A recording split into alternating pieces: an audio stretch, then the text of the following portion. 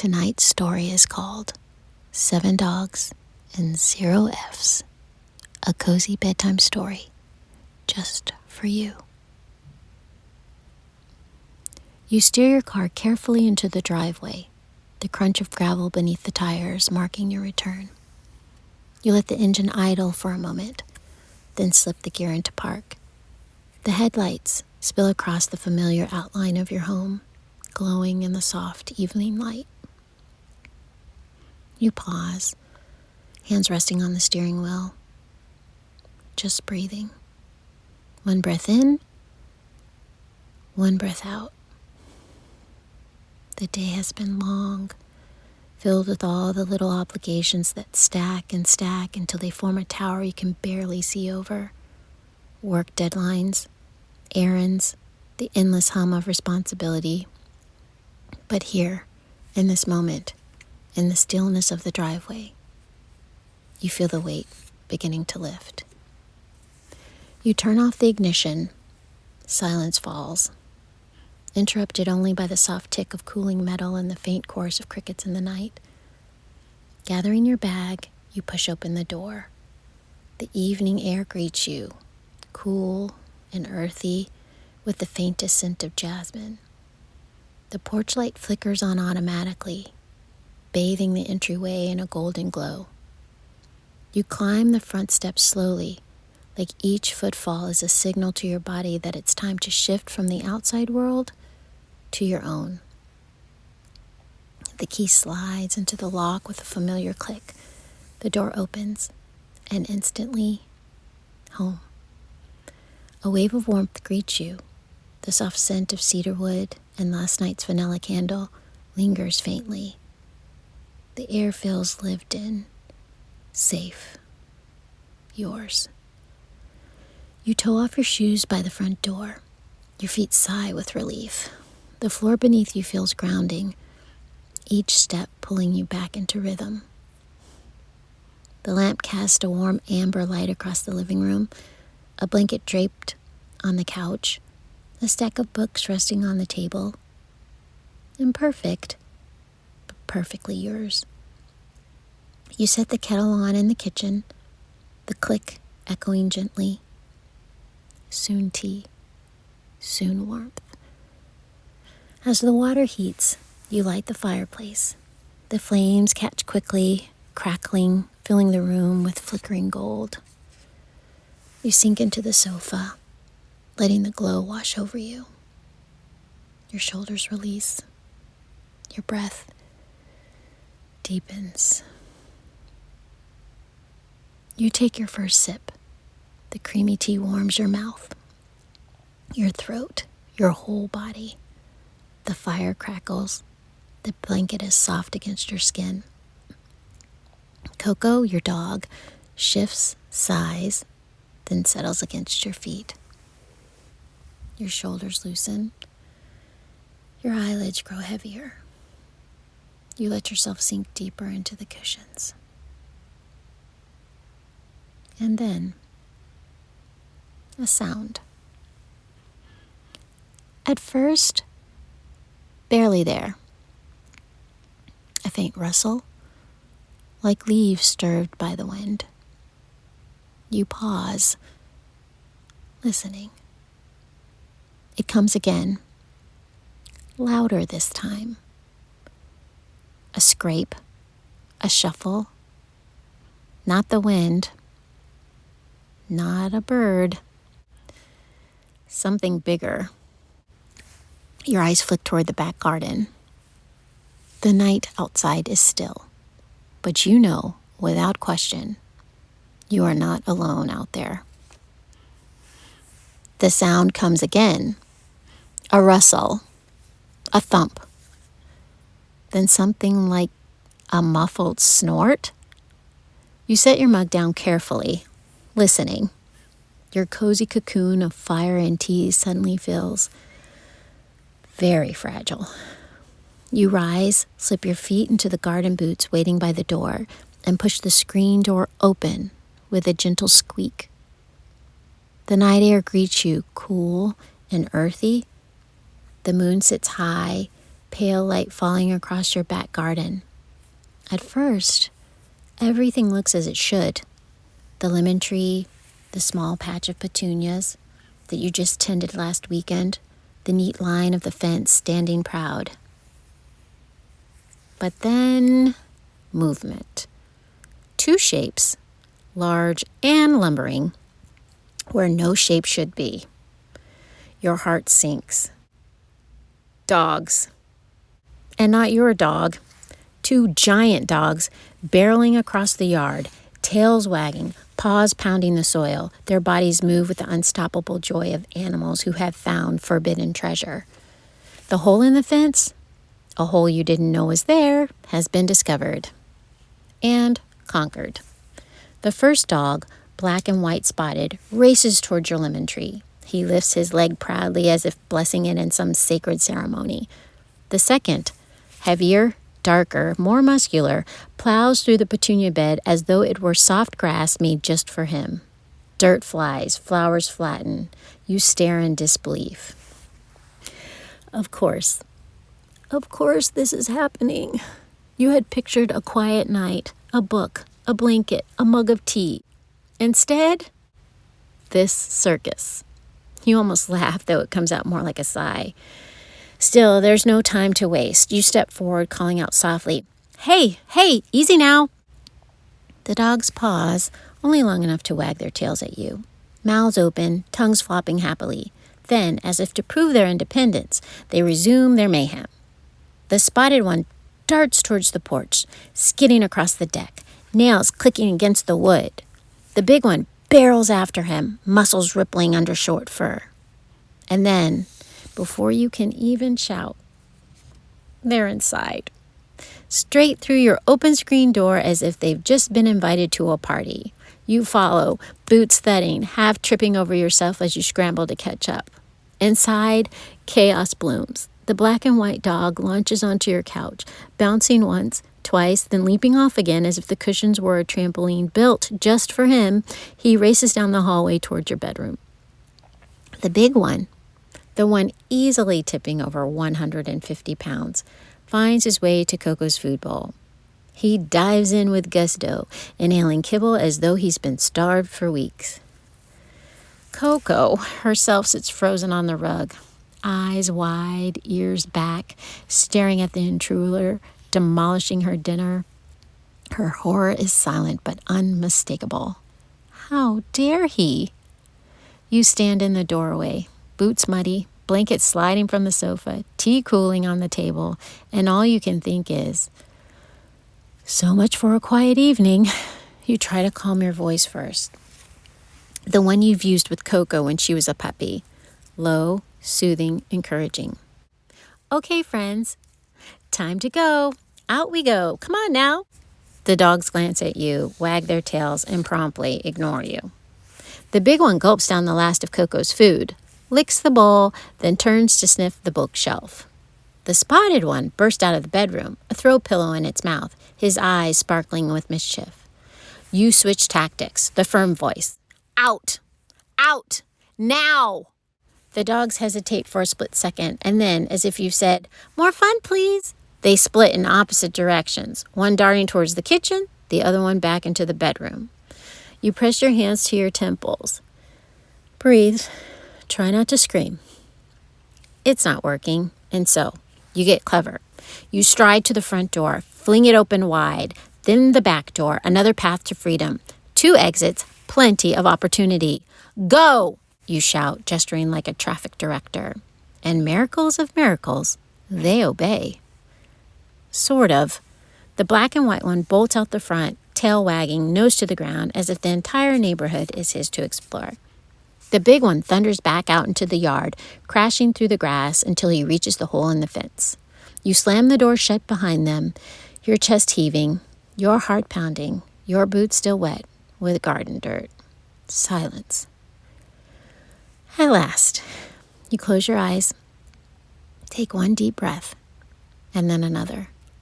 But the relief is short-lived, because one dog is still out there, out in the street, unfenced, unleashed, uncontained. You groan out loud, pressing your hand into your forehead. So much for pajamas. So much for tea. So much for peace. You grab your car keys with a sigh. Your body is still buzzing from the mayhem. Coco watches you warily from her spot by the fireplace, her food bowl licked clean by someone else's jaws. Her expression says it all. You're not leaving them with me again, are you? You lean down, stroke her head. Don't worry, love. I'll be back. Just stay out of trouble. Her eyes squint skeptically, but she curls into her blanket as you head to the door. Outside, the air is cooler now, edged with night. The neighborhood is still, porch light glowing here and there like watchful stars. You slip into the driver's seat, turn the key, and the headlights spill across the quiet street. As you drive the short distance to your neighbors, your mind spins in a slow carousel of thoughts. What do you even say? Hello, your dogs just redecorated my home. Lovely to meet you again, though your fence is a disaster. A wry laugh escapes you, surprising even yourself, because really, what else do you do but laugh? If you don't, you might cry. You turn the corner, and there it is, the house. Porch light glowing, blinds half drawn, the outline of 7 barking bodies shifting just beyond the fence. 7. You shake your head again, disbelieving. You park at the curb, kill the engine, and sit for a moment in the silence. The steering wheel feels cool beneath your palms. You take one last deep breath before stepping out, bracing yourself for whatever waits. The front path is uneven, little cracks running through the cement. The garden beds are untamed, tufts of grass mingling with wildflowers. A wind chime dangles by the porch, tinkling a fractured melody in the breeze. You climb the steps, press the doorbell. The chime rings inside, sharp and bright. Footsteps. The door opens, not to the neighbor you remember, but to a man, her grown son. He looks at you with kind eyes, steady, calm, a small smile that instantly lowers your shoulders. Relief washes over you. At least someone here seems sane. Hi, you begin, your voice polite but firm. Your dogs are in my backyard, both of them. They came through a hole in the fence, and I couldn't get them back this time. The man nods slowly, listening. All right, he says, voice calm, patient. I'll take a look. He steps aside, leaves the door ajar, and that's when you see her, the mother. Last time, she'd been stiff, chilly, barely apologetic. But tonight, she's different. She appears in the doorway, her face stretched into a wide grin, her voice high and bright. Oh, thank you so much, she coos as though you've just delivered cookies instead of complaints. Bless you for catching them. We were so worried the Great Dane would get out. Oh, thank goodness he didn't. Did you know we have 7 dogs? Her words tumble out like marbles spilling across the floor, fast, chaotic, unstoppable. You blink. 7? She's really going to say that out loud? Yes, you murmur. I gathered. She presses on, oblivious to your flat tone. We didn't realize the fence was in such bad shape. We'll just have to replace it, won't we? We'll replace it together, you and I, yes? And here it is, the moment. That old reflex inside of you, the one that would have smiled, nodded, maybe even apologized for the inconvenience that wasn't yours to begin with. That reflex stirs, but it doesn't rise. Because something else has taken root.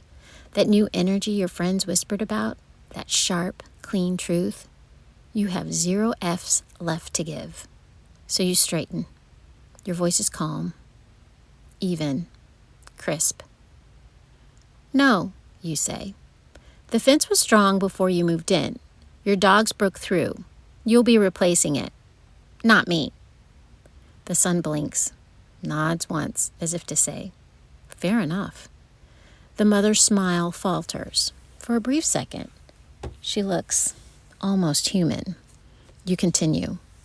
Here's my address. Please come collect your dogs as soon as possible. They came into my house. While I love dogs, I did not love that, and I would prefer that not to happen again. The mother opens her mouth as if to argue. Instead, finally, the words fall. I'm sorry. You nod. Just nod. No smile. No, it's okay, because it wasn't. You tuck the paper with your address into her hand, then turn on your heel. The porch creaks beneath your steps. The cool air greets you once more. Your car waits, steady and faithful. You slide into the driver's seat, start the engine, and drive home. Silent, calm, your face set in a mask of strength you didn't know you carried until now. The drive home is quiet. The road stretches before you, a ribbon of asphalt softened by the glow of street lamps. Your hand rests lightly on the wheel now, the tension in your shoulders easing as each block passes beneath the tires. You glance at the house as you pass. Familiar silhouettes, curtains drawn, lives unfolding behind the golden windows. The world looks peaceful from the outside, and for the first time all evening, you feel that peace seeping back into you. By the time you turn into your own street, your breath is slowed. You pull into the driveway, park, and sit for a moment in the hush of the car. The porch light greets you again, steady and warm. Home. When you step inside, the air is still, scented with cedar and tea. The fire still crackles faintly, throwing gentle light across the living room. Coco lifts her head, ears perked, eyes questioning. When she sees you, her whole body loosens. Her tail thumps against the rug, a slow rhythm of relief. You kneel to her level, running your hand through her soft curls. It's all right, you whisper. They're gone now. Just you and me. She presses her head into your palm, eyes closing, and you feel her trust, her calm, her loyalty. You rise again, surveying the room. A pillow lays crooked on the floor, a few paw prints smudged in the hardwood. The evidence of chaos lingers, but the chaos itself is past. And the quiet. The quiet is yours again. You gather your things slowly now, without rush. You slip off your jacket, set your keys in their familiar bowl. You move to the bathroom, wash the day from your skin, the warm water softening every line of tension. Makeup melts away. The mirror reflects a face softer, calmer, more honest. Not forced into smiles, not stretched to please. Just you. When you return to the bedroom, your favorite pajamas await. Cotton, worn just enough to be perfectly soft. You slide into them, the fabric a gentle embrace. Back in the living room, the tea is cool, but you refill the kettle. Soon, another cup will steam in your hands. As it heats, you wander to the back door. You look out into the garden. The fence stands patched now, wooden slats braced by your neighbor's quick repair. The petunias are flattened. Yes, but not gone. The lemon tree stands tall, proud, resilient, unbothered by its indignity. You smile, small and wry. Life is messy, but life goes on. The kettle sings again. You pour, stir, carry your fresh mug to the couch. Coco hops up beside you this time, pressing close, warm and steady. You curl under the blanket, sip the creamy sweetness, and let your eyes drift to the fire. Flames dance lazily, shadows flicker across the walls, the whole room bathed in amber calm. And finally, you let yourself exhale. You think about the evening, about how the night veered so wildly off course, about the dogs, the chaos, the confrontation, and you realize something. Through it all, you stayed steady. You were kind, but you didn't bend yourself into pleasing shapes.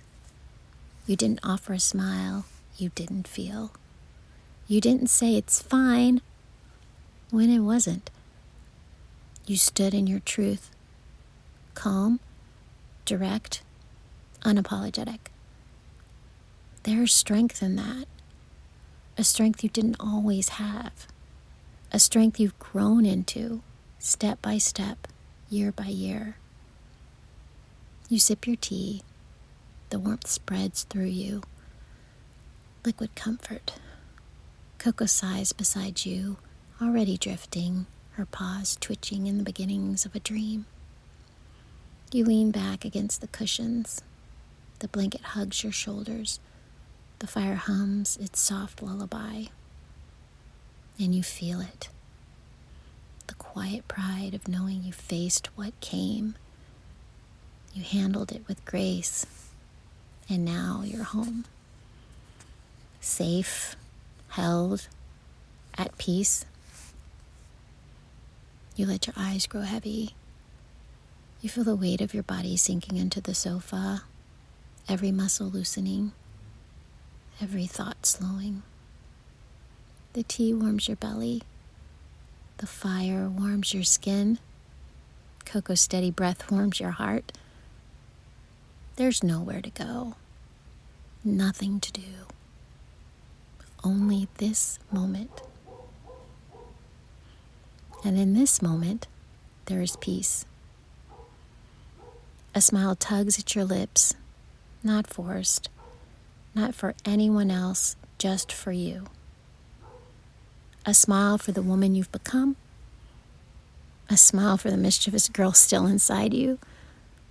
A smile for the wildness of life, the absurdity, the sweetness. You breathe it in, and you let it go. And as your eyes close, you carry that smile with you into the quiet, into the warmth, into rest. And with that, the night is quiet again. Safe, warm, at peace. There is nowhere you need to go. Nothing you need to do. Only this moment. Only this rest. Good night. You have been listening to Nicki Woo Cozy Stories, written by Nicole T. Woodard. May your dreams be gentle and your sleep be deep.